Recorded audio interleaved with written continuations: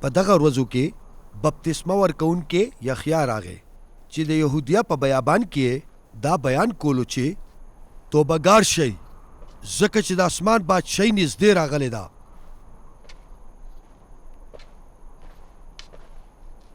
دا هغه څوک دی چې د اشعیا نبی په وسیله ذکر شوی دی، یعنی په بیابان کې د نارې وهونکي आवाज دی چې د مالک خدای لاره جوړه کړي او د هغه لارې نیغې کوي.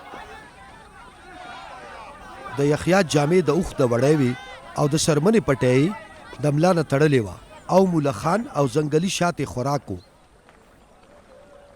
د یروشلم، یهودیا او د اردن د غیر چاپیره وطن ټول خلک هغه ته راټول شوي وو.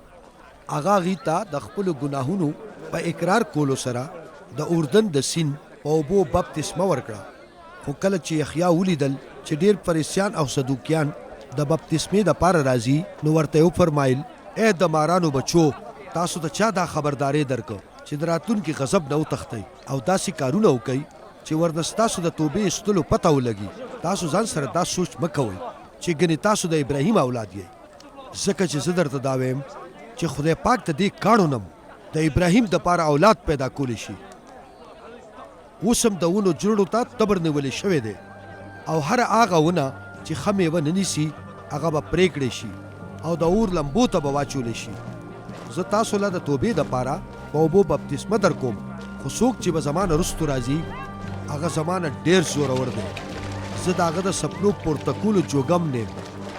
هغه به تاسو له په روح القدس او په اور بپتسمه در کوي. خاښۍ د هغه په لاس کې ده.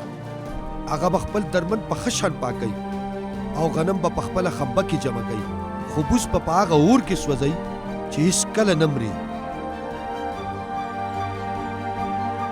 بیا عیسی د ګلیل نه د اردن د سیند خواته رالو چې د یحیی نه بپتسمه والی، خو یحیی هغه منې کو او ورته یې وفرمایل چې ما ته پکار دي چې زه ستا نه بپتسمه واخلم او ته ما له رالې.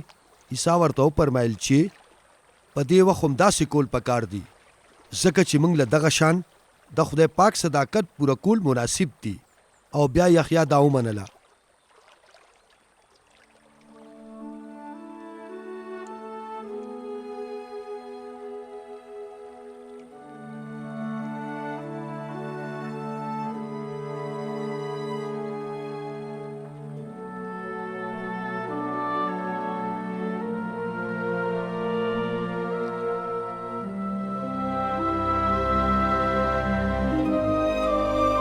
د بپتسمې نه پس عیسی د اوبو نه سمدستي راوختلو او په هغه وخت ورته اسمان کولاو شو او د خدای پاک روح یې ولیدو چې د کونترې په شکل په هغه راکوزېدو او د اسمان نه یو اواز راغلو چې دا زما خوږ زوی دی چې زه ترې راضي یم